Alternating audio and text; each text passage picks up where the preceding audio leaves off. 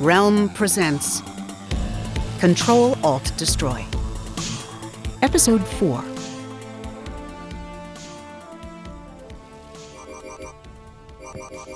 When the timer on Vittoria Cruz's smartwatch beeped, she dropped her game controller and hurried through her house, switching off lights. The mandatory blackout on the island would soon darken the neighborhood, and she didn't want to draw any attention that would make her feel guilty. Conspicuous consumption and all that. Their house always had electricity. You couldn't live stream gameplay or practice for tournaments without stable power and high-speed internet, and they had both, thanks to him and his elite gaming skills. She grabbed a snack and a soda and retreated into her brother's room. She shut the door, closed the thick curtains, and set up her own live stream, Vidi Plays. She was as good as her brother in some games, mostly the newer ones that required faster response times than he could muster anymore. But the tournament circuit was for her. Whatever her big brother was away doing, whatever sponsorships or favors or shady deals he was involved in that had disappeared his ass for the last couple of months was definitely not for her. She just wondered what Dante would think of her growing success whenever he got back. She hadn't been trying to capitalize on being his sister, but she also didn't mind the little boost it gave her channel when people made the connection. She was worried about him. He couldn't stay on top forever. Truthfully, he hadn't been on top for a while now. And when he ultimately fell from grace, she wanted to be there to support him the way he'd always been there for her, if he let her. Dante hated failing, and he had a hard time accepting help from anyone. "Hey Vidi," player 8910 wrote in the chat. "How are you?" Other followers began chiming in with their own excited greetings. "I'm awesome," she said in the microphone. Vittoria slipped on headphones, picked up the controller, and resumed taking out enemy soldiers with a sniper rifle. "How is everyone else tonight?" "I don't care, really. I'm just curious."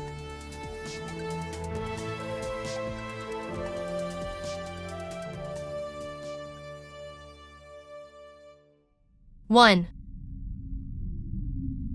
Tandy, class, Veiled Archer, level 2, HP 10 out of 32, status normal, XP 16,045, next level 1,000. Tandy and her teammates looked at one another in stunned silence following their hasty escape from the Skull King's tomb. Tandy's heart raced. Her whole body trembled from the fear and exertion of fighting for her life. She just hadn't dealt enough damage to the undead creatures, nor had the team coordinated its efforts well. That was a narrow escape, literally. She gestured at the tall, thin window they each had just squeezed through. A Death Knight lunged toward the opening and Tandy jumped, but the creature could only watch them from the other side. It wasn't programmed to crawl out of the castle casement to pursue them, thank goodness. "I guess we weren't quite ready for that yet," Tandy added. If looks could insta-kill, the one Dante gave her would have been useful inside the tomb, easily wiping all their enemies at once. Dante raised his sword, staring hard at Tandy. She instinctively took a step back, bringing her bow up protectively, but he stabbed past her toward the window. His sword pierced the skeleton between its eye sockets. The tiny blue flames that burned inside them dimmed and guttered out as the undead monster succumbed to its final death. "So they can be killed," Etta said. "Good to know. For next time." "One down, a few hundred to go," Ben said. Dante yanked the blade back out of the window, pulling the skeletal knight along with it. It disintegrated into pixels as it crossed the window's threshold. Then Dante sheathed his sword and started climbing back up the cliff without a word. "Ugh. We have to go back the way we came?" Etta asked. "We obviously can't go through the castle," Ben said. "I was expecting to walk out the front door triumphantly with the Skull King's crown, but that was foobar." He shook his head and climbed up after Dante. "Hey, hold up, you guys, I have to heal you," Etta called. When Dante and Ben didn't acknowledge her, she turned to Tandy and shrugged. "How about you?" Tandy nodded. Etta began working her healing spell. "What did I say?" Tandy whispered. Dante was furious. "You basically said, 'I told you so,'" Etta said. I was trying to lighten the mood. Stupid. She knocked her knuckles on her forehead.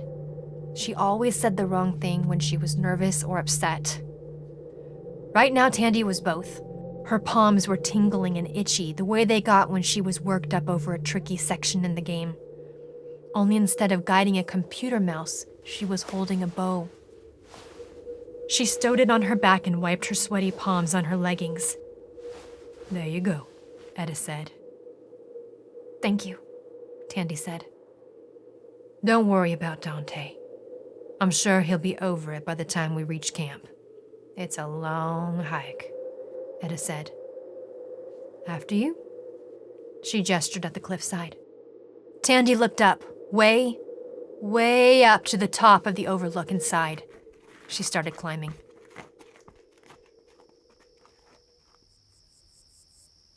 Dante was not over it by the time they made camp.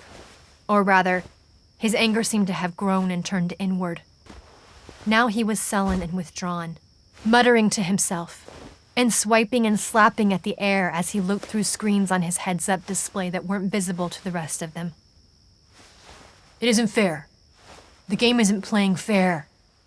He stared straight ahead of him for a moment and then punched whatever he was looking at. "See? It was totally possible." Tandy watched him worriedly. Not only because she was afraid he was going to walk into a ravine or step on a poison asp. Texting on your phone while walking was risky enough in the real world, but paying too much attention to your HUD and alterness at the wrong moment could get you and your party killed. Ben shot a small fireball from his staff at a tree branch above Dante's head. Something yowled. Then a burning saber cat dropped down and exploded into experience points when it hit the ground. "Sure. Now you can aim," Dante groused. "Dante? Get it together, man," Ben snapped. "All the numbers add up," Dante muttered. "My plan was perfect. So why didn't we make it?" "I knew this was gonna happen," Etta said. "What? Then why didn't you say something before we got our asses kicked at the keep?" Tandy said. "Not that in particular. Dante was so confident we could pull it off, and I wanted to believe we could just wrap this whole thing up that easily." Etta bit her lip. "I meant, we've noticed that Dante doesn't handle disappointment well." She swept a hand toward him as he stormed through the grass ahead of them. "I thought this was inevitable. He's like a damn toddler. But at least you can distract a kid with candy." As a pro gamer, Dante had been one of the best esports players in the world, getting corporate sponsorships, endorsement contracts, and even his own show on a gaming cable channel. But now Tandy remembered there had also been stories about him, video clips and screenshots that circulated and fell just short of viral memes, of Dante flipping out when things didn't go his way. In one clip, a teammate had accidentally killed him with friendly fire. Dante's ongoing rant at his fellow player had cost the team the match. Pretty soon that other player had dropped out, and the rumor was that Dante had made the rest of the team choose between them.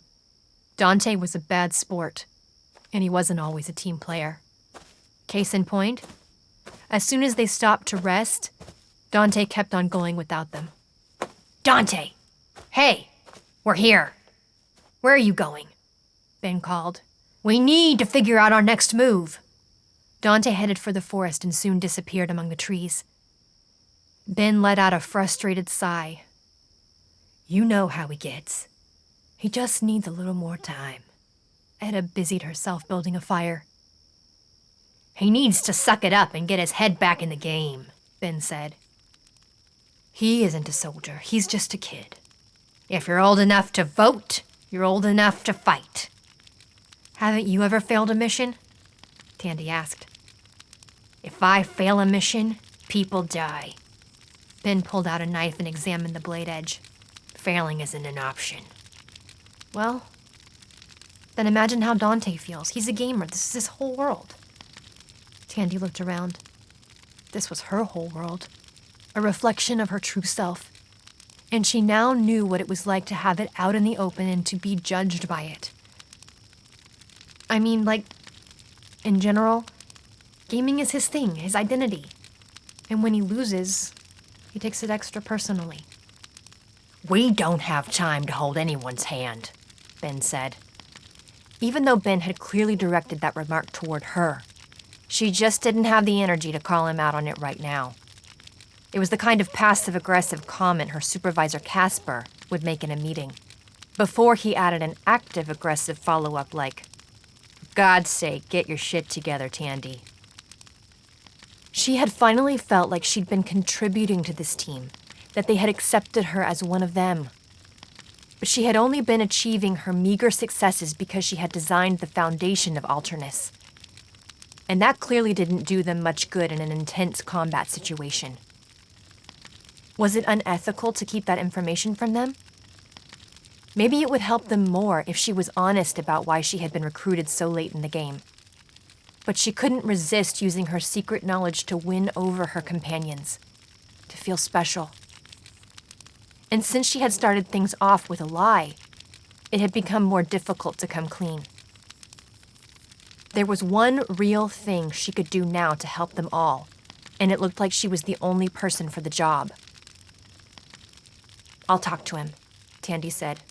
I wouldn't, Etta said. "Knock yourself out." Ben sheathed his knife. "I'm going hunting for dinner." Tandy trailed after Ben into the forest. She hesitated under the canopy of trees, turning her head this way and that. Ben stopped and sighed. He pointed to the right, deeper into the forest. "Thanks," Tandy said softly. He grunted and headed off in the opposite direction. As Tandy pushed her way noisily through the branches and underbrush, she marveled at how silently Ben moved through the forest. She was glad he was on her side. Dante, on the other hand, was easy to find because he was making a fair bit of noise. Tandy discovered him in a large clearing, standing in knee-high cerulean grass at the center of a ring of black rocks spaced a couple of feet apart. His head was down, looking back and forth in the grass while he continued talking to himself. Dante suddenly reached down and grabbed something in the grass.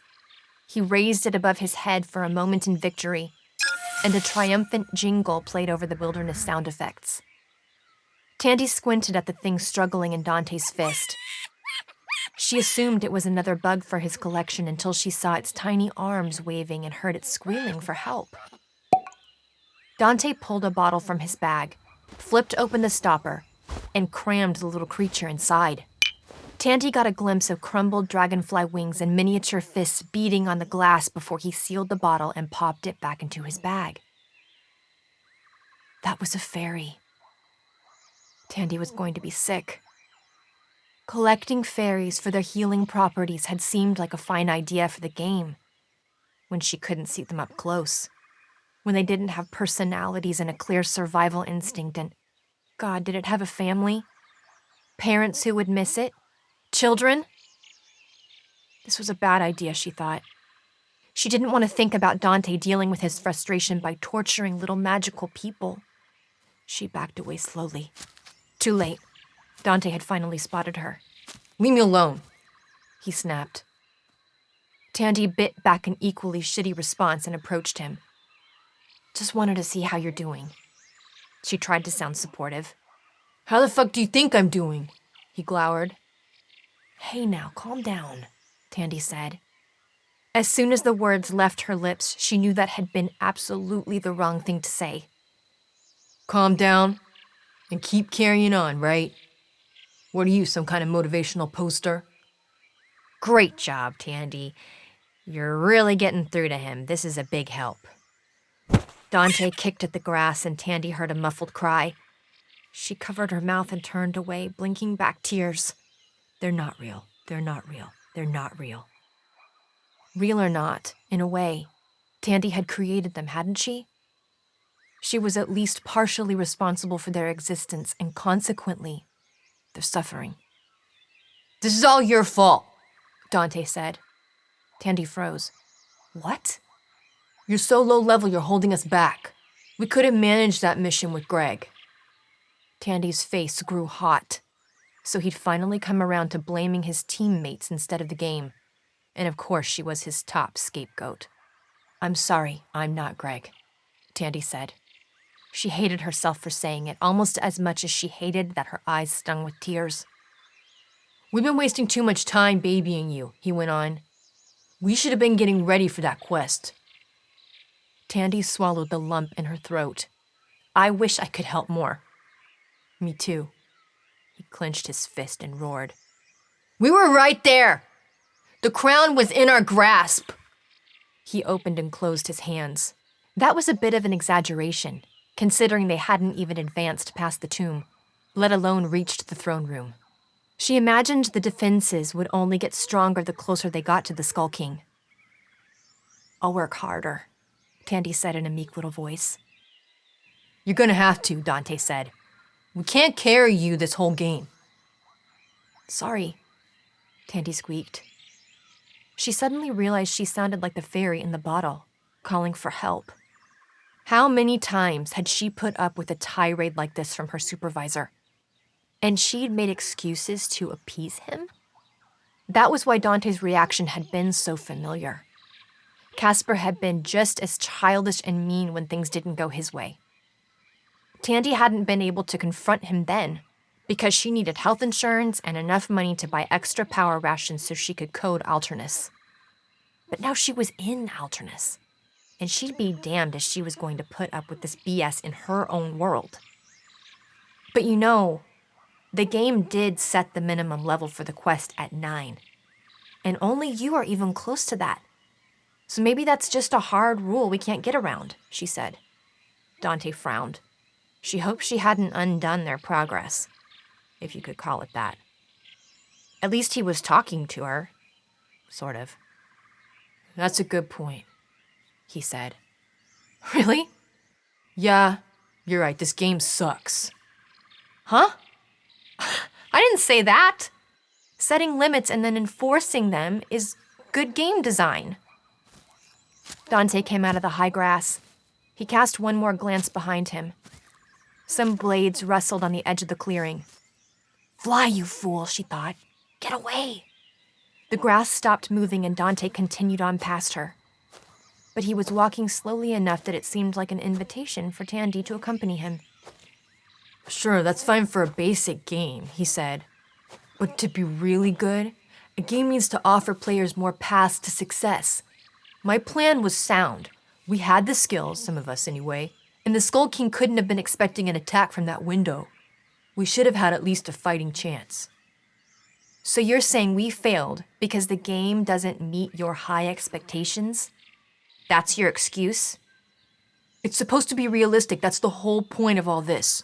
So it should reward players for creative thinking. Strategy, skills, and surprise should give us an advantage regardless of our level. My league is big on the 3 S's. Wow. But the game set a rule, and we tried to get around it. Skill can only take you so far in a game." Dante fell silent. "But my skills are why I'm in this game. At least you know what you're doing here," Tandy thought. By the time she and Dante had reached camp together, he was no longer a ball of fury. Instead, he had sunken into a depressed funk. Was that an improvement? Tandy was going to take it as a win. She needed one, but she also had an idea.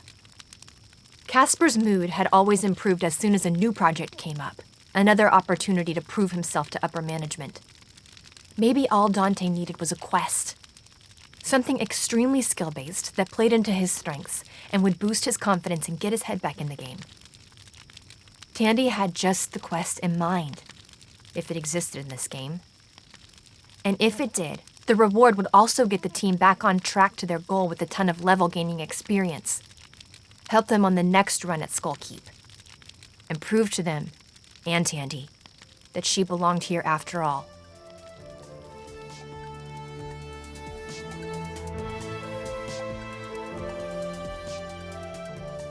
Two.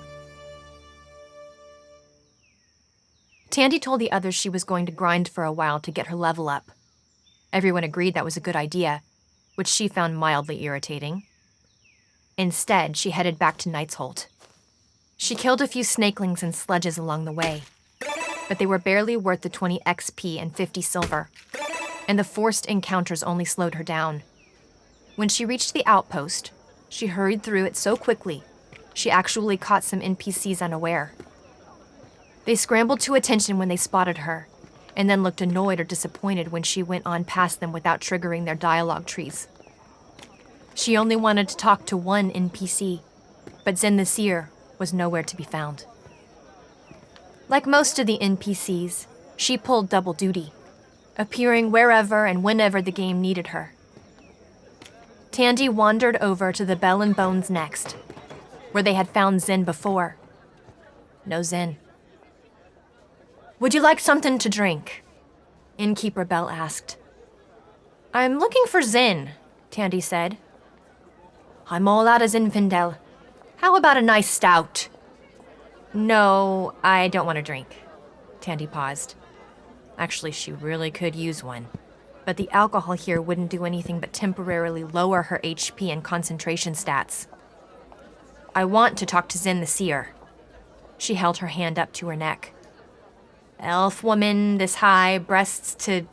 She pushed her hand out, way out from her own chest.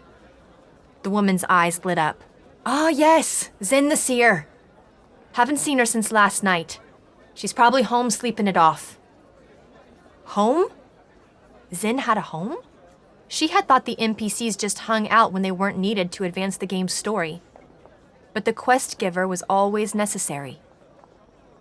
Innkeeper Bell gave her directions to Zen's home, a quaint little house on the edge of Knight's Holt in a residential area that vaguely resembled Smurf's village. Tandy knocked on the door. Someone groaned from within. "Not so loud," Zen muttered. "In fact, go away." Are you okay? Do you need anything?" Tandy asked. Zen didn't respond. Then the door slowly creaked open. Zen appeared, looking like she'd been on a heck of a bender. Her eyes were bloodshot and shadowed, and her blouse was unlaced. "It's you!" Zen covered her mouth. "I mean, 'tis thee. Truly thou art most kind in thy inquiry. Most adventurers seek me out only for what I can provide them." Tandy stepped back as she got a whiff of mead. "You're referring to quests, right?" she asked, eyeing Zen's most prominent features. "I am so sorry, Zen," Tandy thought. "You deserve to be more than eye candy. No wonder the seer had a drinking problem." "It is wearying to service the needs of our worthy wanderers," Zen sighed. "I don't want to examine this too closely right now. Let's move on. What do you need, Zen?" "Dost thou have a healing draft?" "Haven't you drunk enough?" Tandy rummaged in her bag. She had one healing potion left after the disaster at Skull Keep. It was not so expensive that she minded parting with it, but she'd have to stop by the apothecary on her way back to camp. She handed the potion to Zen, who grabbed it gratefully and gulped it down. She shimmered, and she immediately was back to her normal self, bright-eyed and bouncy. Tandy wished hangovers were that easy to cure in the real world. Not that it had been much of a problem for her. She was a social drinker who didn't have a social life. Her poison was coffee and Diet Pepsi, fueling her late gaming nights and marathon coding sessions. "Thank you, brave hero," Zen said. Tandy was surprised to gain 500 XP. She checked her HUD and saw that she just cleared an achievement. "Thank you for being a friend." "I had best return to my duties," Zen said. She stepped out and closed the door to her Smurf house. Tandy accompanied her as she headed for the marketplace. "Wouldst thou like a new quest?" Zen asked. "I can offer thee first choice of my latest offerings." "Sure. What have you got?" Tandy said. A quest box appeared before Tandy's eyes. "Poke's pesky prowlers. Farmer Poke still needs you. Yes, you. Won't anyone think of his poor, savaged crops?" Find him and go slaughter some crows. Reward? Something really good. Promise!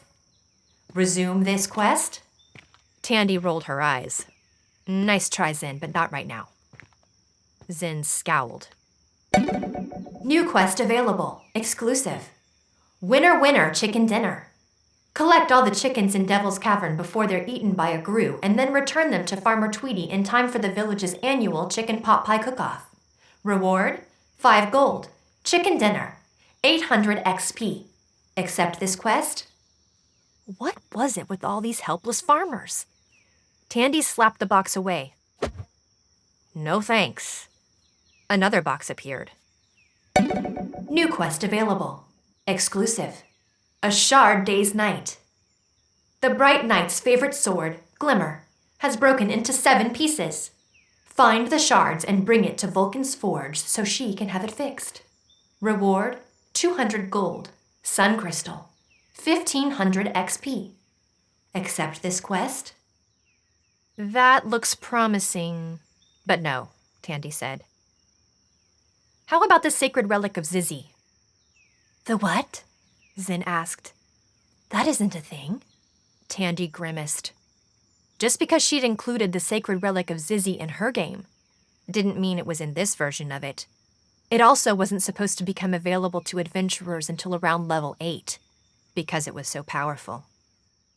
Oh, the sacred relic of Xyzzy is an ancient talisman that allows an individual and their team to fast travel to any location that they have visited previously, Tandy prompted. Being able to instantly warp out of Skull Keep would have come in handy. But more important, in Tandy's version of the game, the object was fairly easy to acquire, because it wasn't heavily guarded. The trickiest thing was knowing where to find it, and solving the puzzles protecting it. Just the thing to boost Dante's confidence and bring him out of his funk. I have not heard tell of this fantastic object, Zin said. Perhaps thou wouldst like to slay the dragon that is terrorizing the village of Spoonville, eating their sheep and stealing their silverware. Nope. Are you sure you don't have anything on Xyzzy? Give it up, Tandy, she thought.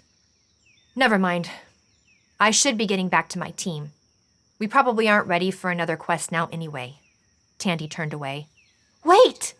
I must repay thee for thy good deed. I have the quest you seek. For I am Zin the Seer, and I see and know all. Zin made jazz hands and a new quest box appeared. New quest available. Exclusive. Temple Fun. Solve the mysteries of the inverted temple of Xyzzy to recover a lost object of power. Reward? 900 gold. Sacred relic of Xyzzy. 2500 XP. Accept this quest? The inverted temple? Tandy had spent a lot of time designing levels for an ancient temple, but she'd never figured out where to fit it into the game, so it had remained as just some extra code and assets floating around in the files. Do you accept? Zin asked, a hint of impatience in her voice. Yes, Tandy said, of course, thank you. Temple Fun popped up in her quest list, right under Poke's pesky prowlers. Tandy was never going to get rid of that annoying introductory mission. She pushed Temple Fun to her team's shared quest list. My debt is repaid, Zin said. They arrived at her stall in the marketplace. It was a pleasure to speak with thee. Best of luck on thy quest. When Tandy returned to camp, it looked like her plan was already working. Tandy, we have a new quest, Dante said. We're going to the Temple of Sexy. In the morning, Ben said. Etta rolled her eyes. He's very excited about this. You mean Xyzzy, Dante said. A chat window popped up spelling out his joke in case they had missed it. I liked him better when he wasn't talking, Ben said. Tandy grinned and sat around the fire with the others as Dante started mapping out their journey to the temple. All he'd needed was a new mission to distract him from their latest failure. Etta and Ben were on board because accomplishing this objective would help Team USA move up on the leaderboard, and everyone agreed that the lost relic was worth pursuing. imagining how useful it would be when they went for round 2 with the Skull King. But Tandy's smile faded when she suddenly remembered how they were supposed to have learned of the sacred relic of Xyzzy, an old hermit priest in a mountain glen who shares the information in gratitude if you bring him a cup of sugar from his nearest neighbor in the town at the foot of the mountain, so he can bake himself a birthday cake. If they went to the old priest now, would he still tell them about the relic? Was he even there? Tandy had just jumped them ahead in the game, in a way that could be even more damaging than their attempt to get the Skull King's crown earlier than they were meant to. Maybe, when they got to the location on the map, there wouldn't be anything there after all. That would sure piss Dante off even more. There was no way to tell how sequence breaking the game like this would turn out. Tandy might have lost a little of her edge on the others because she didn't know exactly what they would find at the inverted temple. But that was kind of exciting, too. And she was pretty sure they could win this one handily, even without her secret advantage.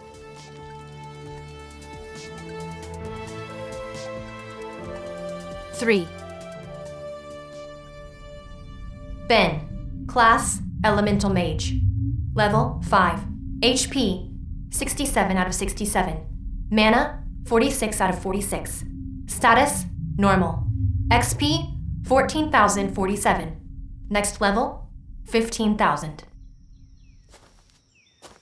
As the team emerged from the forest, they spotted a large stone pyramid ahead, only it appeared to be balanced on its apex, with the wide base at the top. Huh, Ben said. I don't know what I was expecting, but that sure is an upside-down temple. Inverted, just like it said on the tin, Dante said. It was situated in the center of a sunken patch of cracked brown earth, about a mile in circumference. They climbed down into the depression and hiked toward the imposing structure. This is a dry lake bed, Ben announced. It looked like it hadn't seen water in some time. That can't be a coincidence, Etta said. Right. Generally, everything is significant in a game, Dante said. Ben glanced at Tandy. She seemed troubled. You're quiet, he said. What's up? That. She pointed at the temple. How are we supposed to get up there?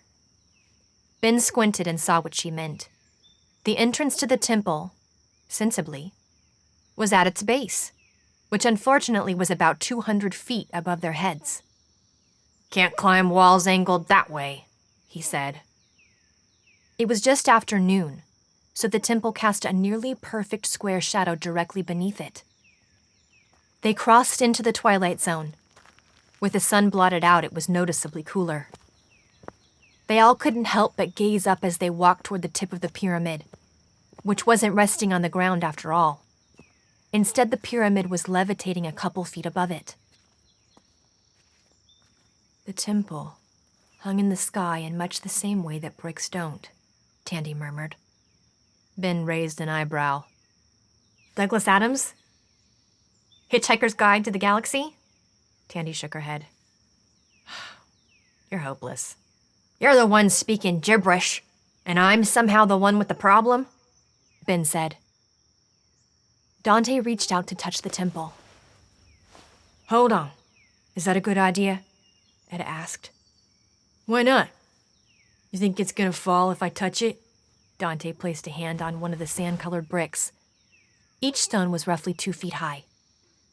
Nothing happened. Oh, Tandy said. Ben, put your hand on that.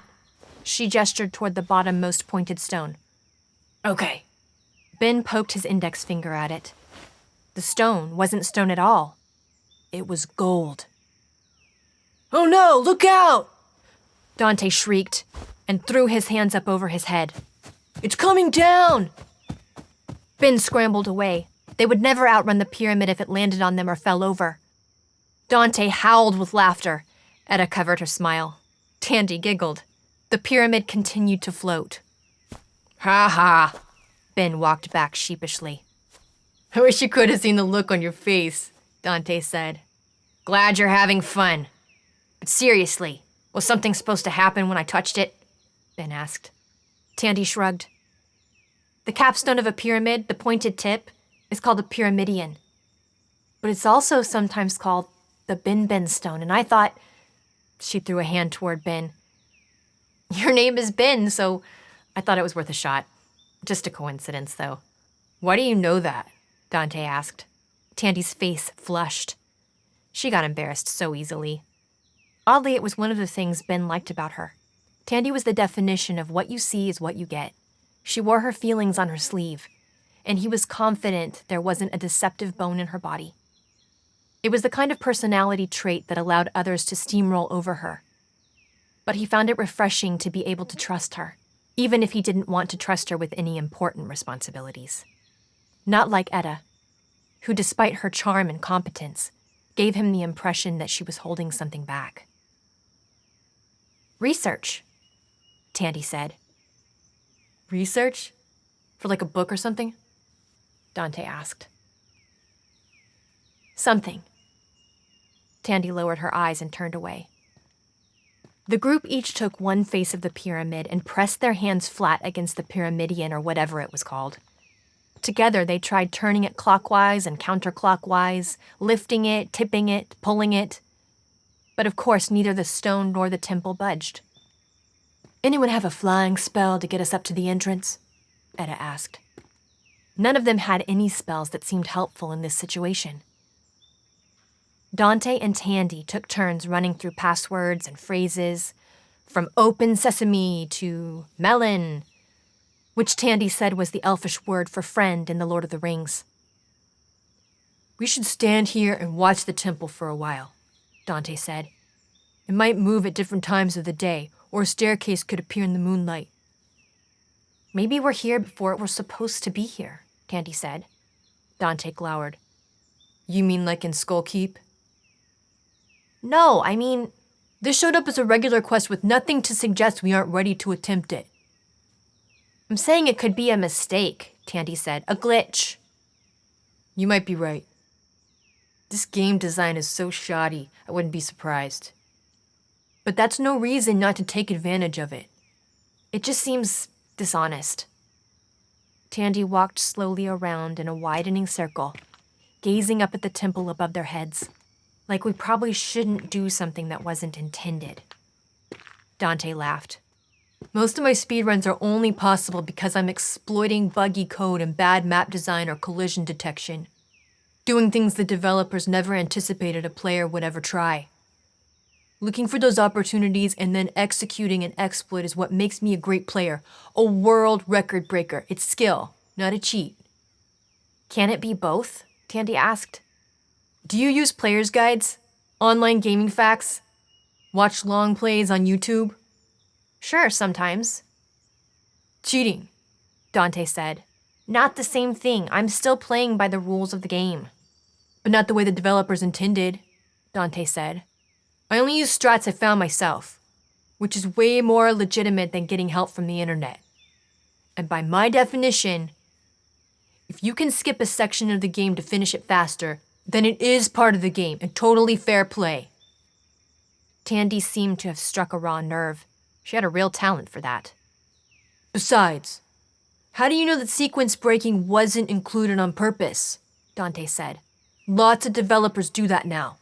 It's called emergent gameplay, and it rewards players like me for thinking out of the sandbox, just like the Skull King objective."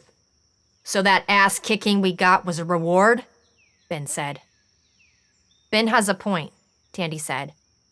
"And I could use a little less mansplaining about game design, thank you very much." "Oh, don't drag me into this," Ben said. "Sorry, I didn't realize I was speaking to an expert game designer," Dante said. "Well, actually," Tandy stopped. "Yes?" Dante asked. "Well, actually," Ben said, "this is dumb and a waste of time. I'm gonna wait over there." He pointed to the edge of the dry lake bed, which was comfortably outside the danger zone if the pyramid suddenly remembered to obey gravity. He walked off, leaving the kids to bicker while Etta tried to calm them down and focus on the challenge at hand. Ben set up camp and then raided the team's food pack. He didn't have much to work with. A handful of herbs, a hunk of cured meat, a few carrots, a potato, and some dried mushrooms. He decided to make a stone soup and went back to a small river they had passed to fill his pot. Ben liked to cook. He'd picked up that skill on his first tour of duty, when he'd been placed in charge of the mess as a private. He had started with basic, bland recipes, focusing on not killing his unit. As he got more comfortable, he expanded his repertoire through cooking shows and YouTube videos. He had discovered he had an affinity for cooking, and there was a distinct pleasure in following instructions and getting the same result each time, as well as improvising and coming up with something even better. Ben enjoyed feeding people, and washing dishes gave him time to be by himself. He built a fire, arranging some large rocks around it, and then placed the pot on the rocks over the fire. By the time he was done, the others had joined him at camp. "Soup again?" Dante pouted. Tandy's brow crinkled. "Why do you bother eating anyway? All the nutrients we need are being pumped into our bodies in the tanks, and our waste is pumped—" "Stop right there," Etta said, "or I'll lose my appetite." Ben tuned them out and stared at the surface of the water in the pot. They say a watched kettle never boils, but of course that was nonsense, and he always found it meditative. The water's dark surface reflected the sky, the clouds, and the base of the pyramid above them. From this angle, it looked right side up. "Too bad we can't walk into the reflection," Ben murmured dreamily. "What did you say?" Tandy asked. Ben snapped out of it. He was mildly irritated at the interruption. "Nothing." Tandy looked into the pot. Then she looked out at the floating temple. She glanced back at the pot. "Holy shit!" She pulled the pot off the fire just as it had started to boil and almost dropped it. "Ow!" She put it down hastily. "What are you doing?" Ben said. "I'm not much of a cook, but doesn't the pot need to be on the fire?" Etta asked. "Guys, hold up a second. Look!" Tandy pointed into the pot. Ben, Etta, and Dante gazed into the water. After a prolonged moment, Dante asked, "What are we looking at?" "The reflection of the temple on the water," Tandy said. "Okay."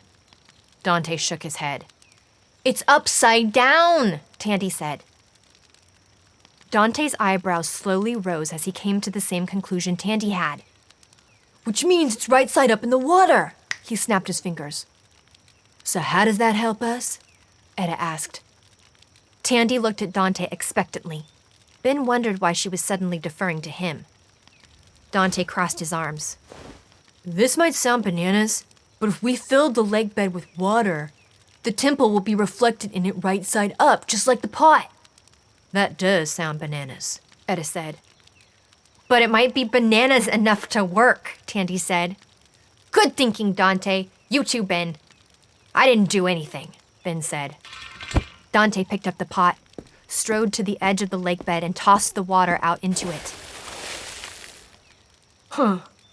I figured maybe..." He shrugged. "We're gonna need more water." Tandy shook her head. Etta put a hand on Tandy's arm. "You were 2 steps ahead of Dante. Why'd you wait for him to figure it out?" "I knew he'd figure it out, and he needs a win right now to build up his self-confidence." "Smart girl," Ben said. Dante brought the empty pot back.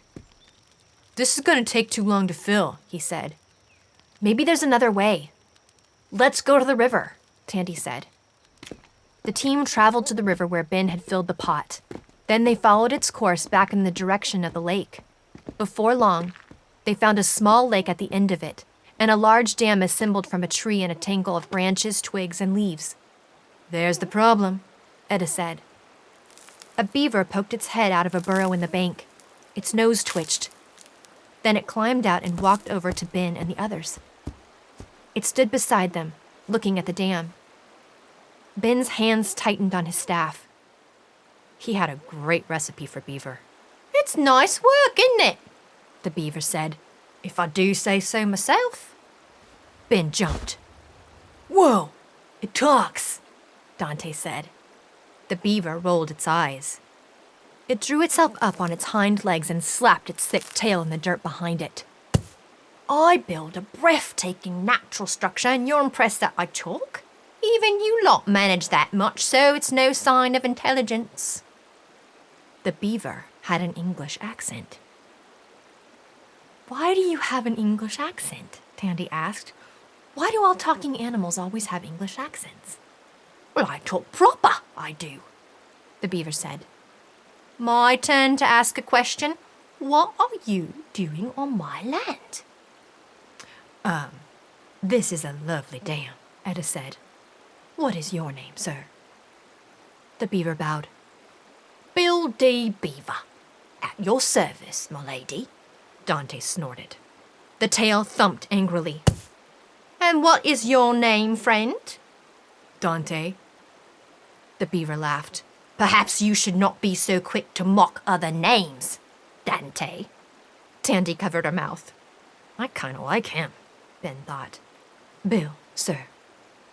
Would you perhaps consider opening your dam so we can fill the lake below the inverted temple? Etta asked. Just for a short while. Bill's eyes widened. You're early. I can't release the dam until I have 99 fish in my pantry. What? Ben asked. Dante clapped. We have to go fishing. Ben groaned. They would have to go to Knight's Holt to buy a fishing rod and bait, then come back here to fish. And who knew how long it would take to collect 99 damn fish? This is bullshit, Ben said. He drew his staff and marched toward the dam. We don't have time for this. He started hacking at the branches. Sir! Sir, stop that at once! Bill cried. I need to knock this out faster, Ben thought. He wedged the glowing orb on the end of his magical staff into the woven branches of the dam and started calling up his fireball spell. The next thing Ben knew, the beaver was attached to his left arm. The fucker's sharp teeth had pierced his leather armor and was clamped into his flesh, minus 30 HP. Holy shit! That water rat packed a punch. Ben waved his arm frantically, but he couldn't shake off the beaver, and the injury only hurt more. Finally, he gritted his teeth and held up his arm.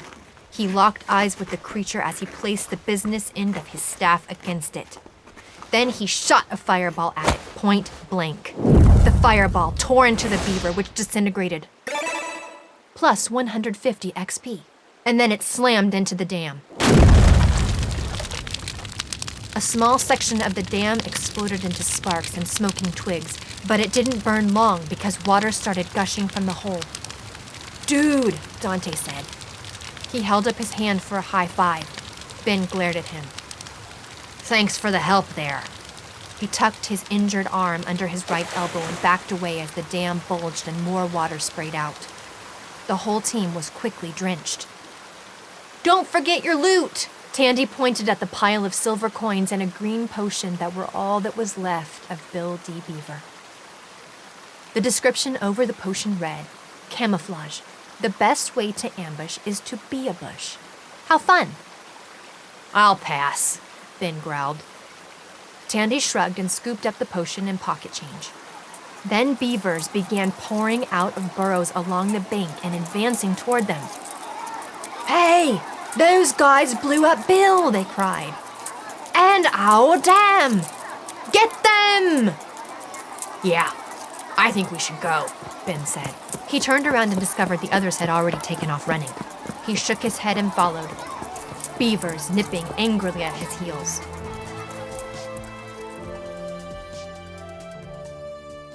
Four. Dante, class, Bladed Guardian. Level, 6. HP, 100 out of 100. Status, normal. XP, 17,125. Next level, 21,000. Dante and the others ran back toward the inverted temple. Behind them, rushing water and an army of angry beavers raced to see who would be the first to kill the group. The water caught up to them first, nearly sweeping Dante off his feet. He managed to keep his balance and pressed on. A moment later, he reached the dry lake bed and the flood flowed out around him and his companions. The depression quickly filled, but fortunately, it only came up to Dante's waist. The tip of the pyramid, the bin thing as Tandy had called it, just touched the surface. "Move slowly," Dante said. "If you disturb the water, we can't see the reflection." He led the way toward shore on the north side of the temple, the side that had the entrance way up high. Dante glanced back and saw the beavers swimming toward them. Their noses poked out above the water as they glided soundlessly and swiftly toward the humans. "Don't look now, but we're in trouble," Dante said. "Here!" Tandy looked up at the inverted temple and then down at the water. Dante followed her gaze and saw the temple reflected right side up and somehow magnified so it was as if the door was floating in the water right below the surface. "Now what?" Etta asked. "We dive in?" Tandy said. "But we still don't know if we can swim in this game. The water isn't that deep." "I'll go first." Ben hopped up and forward, diving headfirst into the water. When the ripples of the water settled, he was gone. Dante leaned closer to the reflection. Ben was standing at the entrance of the temple, waving. Dante looked up and squinted. He saw a distant figure there waving. Water splashed as Tandy and Etta jumped into the water and vanished. "This is bananas," Dante said. But the beavers were only 100 feet away now and closing in, so he jumped. A moment later, he remembered that he couldn't even swim in the real world. He was sinking down toward an underwater temple. No, it was pulling him. He swept his arms before him like Superman, then pushed them down and back, propelling him forward. This wasn't like it was in other video games. A countdown appeared before his eyes, starting from 30. Those were the seconds he had left of breath before he would start taking damage or die. 22, 21, 20, 19. He kicked hard and pumped his arms faster. He barely seemed to be moving. 9, 8, 7, 6. Darkness crept in on the edges of Dante's vision and his head started pounding. 3, 2, 1. Just in time, Dante was standing on the threshold of the inverted temple, gasping for breath. Water dripped from his body, upward. He tilted his head back. Far above him was the lake, and the beavers were circling the spot where Dante and his team had disappeared. No, the lake was below him, and he was upside down, and oh God, he was 200 feet up. Not only couldn't he swim, he was afraid of heights. One reason he didn't play many 3D platform games. Even the simulated high points in the game were enough to trigger vertigo. Tandy took his arm. "Okay?" she asked. He nodded, but that made it worse. "I think it's better inside," she said. Dante hawked a loogie toward the beavers below. Then he let Tandy lead him into the temple. As soon as they entered the large antechamber, Dante bent over and barfed. He was glad it didn't fly up in his face. Gravity had reoriented and the world felt normal again. The large space was lit with flickering torches, but they all looked sort of odd. Like the frame rate was too low and someone had dialed down the light bloom effects. Things in the distance were dark and sort of foggy until they got closer. The room darkened slightly. Dante turned and saw 3 figures dressed in black robes and hoods standing behind them, blocking the doorway. He drew his sword and alerted the others, but the figures didn't move to attack them. Dante backed away. "They seem mostly harmless. Let's just keep moving." They advanced into the temple, searching the rooms. Dante began mapping their progress on his HUD, but the path wasn't particularly complicated. And they didn't encounter any enemies, other than the dark robes. "Anyone else get the sense that the game is kind of half-assing it?" Dante said. "What do you mean?" Tandy choked out. "This level design is straightforward, totally basic, and there aren't any enemies to kill or chests to find, no puzzles to speak of." Feels sort of incomplete to me. Maybe they ran out of time? Or someone rushed the level into the production environment before it was ready? Tandy said. Why are you getting so worked up? Ben asked. And what does it matter? This is a cakewalk compared to the... He hesitated. Compared to the other challenges we've faced. Let's just take the win. I don't mind an easier time of it, Etta said. It just feels off. The rest of the game isn't very good, but at least it felt like someone tried. Really? Tandy said. That's nice to hear. Dante gave her a curious glance. Uh-huh. But that temple feels like no effort went into it at all. Tandy said. What's up with these things? Dante turned and gestured to the dark robes blocking the door behind them. It's obvious that when we choose the right path, they move in and block our exit. But why? He walked toward one. Dante, Ben warned. Dante waved a hand back. Up close, the figure was slightly translucent, like it was more shadow than substance. When he tried to pass his hand through it, the dark robe grabbed him, holding him in a tight, smothering hug. Dante struggled, but he was growing cold and heavy, and each breath was like pulling air in through a straw. -8 HP, -16 HP, -32 HP. The dark robe released him, and someone pulled Dante to safety. Etta and Tandy held him, and Etta chanted her healing spell. His skin tingled and warmed, and he started to breathe normally again. He watched Ben struggling to yank his staff out of the dark robe's chest. But the staff was slowly being drawn into it, and Ben was starting to look transparent and shadowy himself. Let it go! Dante rasped. Ben dropped the staff and it disappeared into the hooded figure in a flash of dark light. Great, Ben said. He stalked past Dante. That was a stupid move, kid. Dante shook off the cobwebs in his head. Ben was right. He hadn't been thinking. And if he was capable of making such a bonehead mistake here, maybe he had been wrong about the run on Skull Keep too. They forged ahead, backtracking when necessary, when the dark robes let them. Dante gave them a wide berth now. Then they entered a small chamber with a pedestal in the center and a thin cylinder of light beaming up from it and disappearing into the shadows. There was a speck of light at the top. That's the apex, Tandy said, which means we're in the center of the temple. Dante took the lead, walking slowly and looking all around them before taking each step. No traps that he could see. He reached the pedestal and saw a stone medallion on an old leather strap. An image was carved into it of a winking face emoji. Dante picked it up. What the hell? Is this really the sacred relic of Xyzzy? Dante handed it to Tandy. Xyzzy, Tandy said.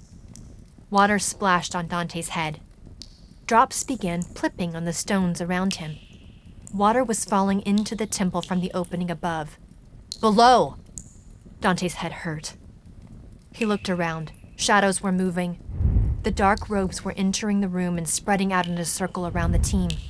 Then the circle started to press inward. All the while, water poured down on them from the ceiling. It was already an inch high on the ground, splashing around Dante's boots. Tandy fired an arrow. It passed through a dark robe's head and clattered off somewhere in the distance. Sure, now they're insubstantial, Dante said. Nice shot, by the way. Thanks. Too bad that was my last arrow, Tandy said. Any bright ideas of what we do now? Ben said. Can we use that talisman to teleport to safety? Etta asked. It's one use only, Tandy and Dante said at the same time. Of course. So if we use it now, we came here for nothing, Etta said. I think we should save it. If we don't use it now, we're dead, Ben shot back. The circle of dark robes continued closing in. As the circumference shrank, the displaced robes moved outward. It was now 3 figures thick. Okay, we don't have a choice, Dante held up the talisman. Hold hands! He didn't know how to activate it, but it would probably just take a thought when the time came. Wait, I have... Tandy shook her head. She grabbed the talisman and ran for the tall pedestal. "Tandy, get back here!" Ben barked. She reached into her bag and pulled out a jar with a dead fairy inside. "Hey, is that my fairy?" Dante asked. "What are you doing with her?" "I stole it. I was going to let her go, but the jar doesn't have any air holes." Tandy shuddered. She placed it on top of the pedestal. "I think it's just the right weight, or more like just the wrong weight." "What are you talking about?" Etta said. "At least let Ben eat it," Dante said. "It'll refill his health." "Ew," Tandy said. "No thanks," Ben said. The floor shook and the pedestal sank into the ground. Water swirled around the hole in its place, like bathwater going down a tub's drain. So that was one problem fixed. "How did you know that would happen?" Ben asked. A door opened in the opposite wall and a massive boulder rolled out. "Are you shitting me?" Dante shouted. "Can you get more generic than that? It has to be violating copyright law." "It's an homage, I bet," Tandy said. The boulder dropped down and rolled toward the team. "Run?" Dante asked. "No, wait! Stand on the dais," Tandy said. "Get close to me." Dante exchanged looks with Etta and Ben. "Okay, but if we survive, you're gonna have to explain this one," Dante said. The boulder rumbled toward them, knocking dark robes out of the way like bowling pins. And then it hit Tandy.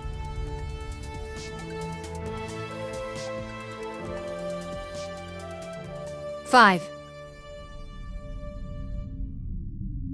Tandy. Class, Veiled Archer. Level, 2. HP, 32 out of 32. Status, normal. XP, 16,645. Next level, 1,000.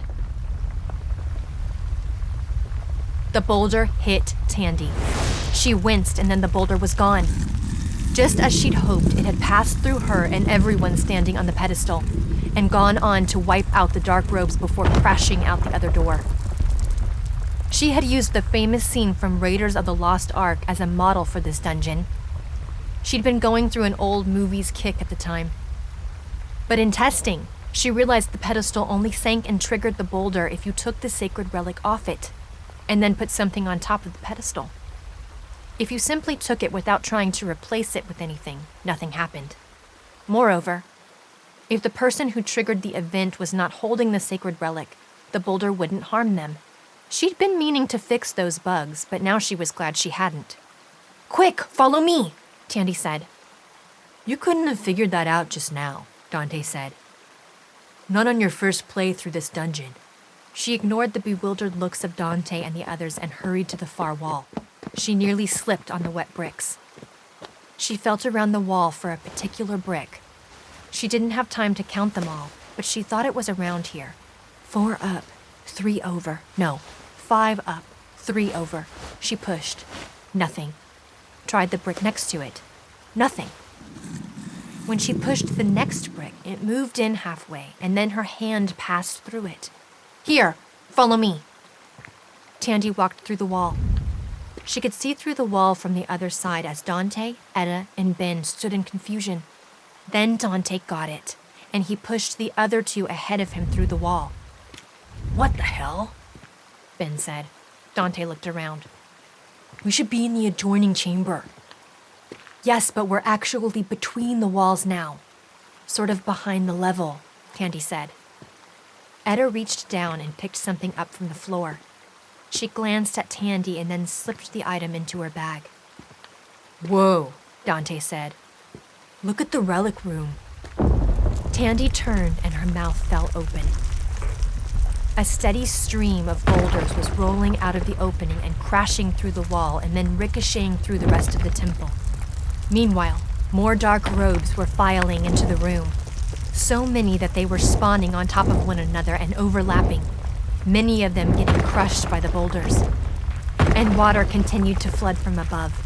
As she watched, it all started to slow down, taxing the game's ability to keep track of all the additional objects. "Fuck me," Tandy thought.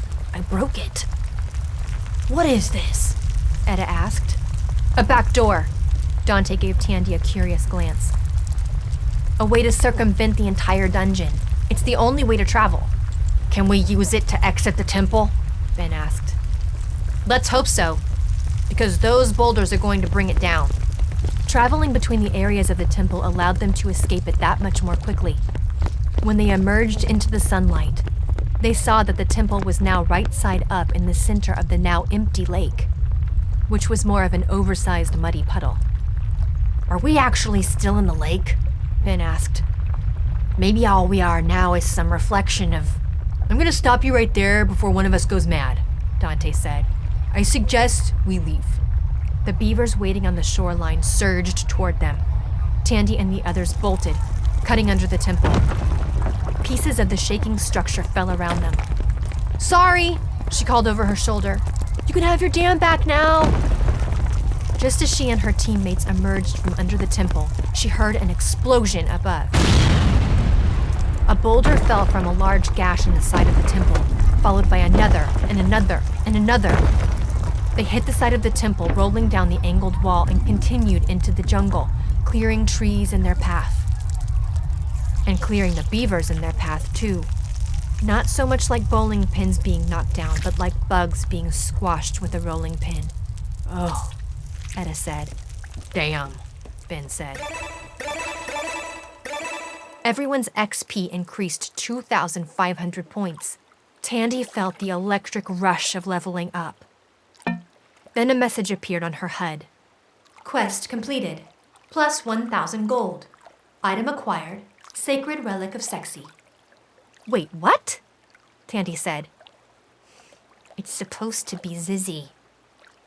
Told you so, Dante said. Etta advanced toward Tandy. Give me the talisman, she said in a flat, hard voice. Why? Tandy asked. Because I don't want you disappearing on us. Here, I'll trade you. Etta held up a silver Fabergé egg with a small window in its side. Tandy knew that egg. She was in trouble. She handed over the talisman to Etta, but she didn't take the egg. You don't want it? What if I show it to Dante and Ben? Tandy pressed her lips together. She had known she would be revealing herself if she opened that back door, but she hadn't seen an alternative that got them all out alive. She had put the good of the team ahead of her own. What's that? Ben asked. Etta? Etta tossed the egg to Ben. He examined it curiously and then pressed his eye to its small window. He looked up and stared at Tandy. He handed the egg to Dante. Dante peered into the little window. He read aloud. Alternus written, designed, and programmed by Tandy Kahananui. Copyright Infinity. Thanks for playing. Dante furrowed his brow. What? I couldn't resist hiding my name in the game. I didn't think anyone would ever find it. But I guess I wanted someone to find it one day, Tandy said. Or what would have been the point? I don't get how you got this Easter egg into the game, Dante said. Some kind of crafting thing? It says it all right there, Etta said. She didn't just make the egg. She made the whole game. Dante's mouth fell open. Well, that explains a lot, doesn't it? No wonder you knew so much about it. All those intuitions you had. You already knew the solutions to the riddles because you came up with them, Etta said. Not all of them, but a lot of the challenges. Yes, Tandy said. I've been working on this game for a long time, but I never imagined the assets would get scrapped and repurposed for anything like this. So that's why you're in the game, Ben said. That's why our handlers thought you would be more valuable to us than Greg. Too bad they were wrong, Dante said. Tandy shot him a surprised look. I just saved us, Tandy said. You just lied to us, Dante said.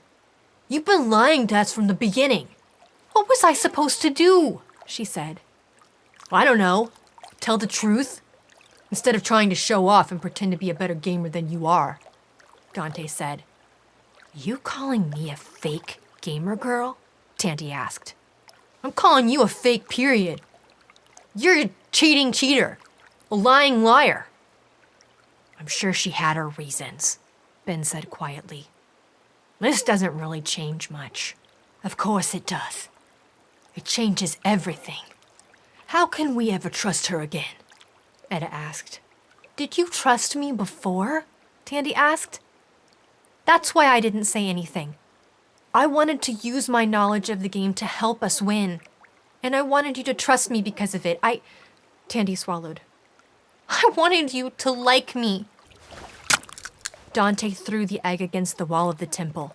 It broke and smeared yolk all over the bricks. You know, that was worth 1,000,000 gold, Tandy said. Dante looked horrified. Just kidding. But I was thinking about making it one of the most valuable items in the game. Tandy's talisman, the real prize in the ancient temple. She sighed. Look, it isn't my fault that I'm here. One day I noticed some weird data. The world shimmered around them. Now what's happening? Etta asked, a note of panic in her voice. Everything around the group froze and the sound cut out. A window popped up on all their screens. Loading hotfix patch 1.01Z. A red progress bar filled rapidly. Tandy, Ben asked. What is this? I don't know. I'm not doing it, Tandy said. I didn't do this. Hotfix complete. Rebooting. The game world resumed as if nothing had happened, except it was different. The damaged inverted temple was gone and the lake was back, but the water was red and beaver corpses floated on the surface, flies buzzing around their carcasses. Gross, Etta said. She frantically checked that she was still wearing the talisman and then looked relieved to find it there. What just happened? Ben asked. Someone just altered Alternus. No telling what the extent of the changes are yet, or how deeply we're screwed. Dante looked steadily at Tandy. Normally they'd run patches overnight when we were sleeping and there's less chance of us noticing, but that was an emergency fix because they detected a catastrophic problem in the game. Oh no. This is my fault, Tandy thought. I'm the problem in the game, she said.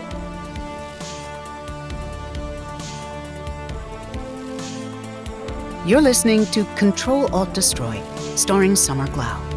Produced by Realm, your portal to another world. Realm. Listen away. Ctrl-Alt-Destroy is written by Andrea Phillips, Maurice Broaddus, Jacqueline Koyanagi, and E.C. Myers. Executive produced by Molly Barton and Julian Yap. Audio production, sound design, editing, and theme music by Amanda Rose Smith.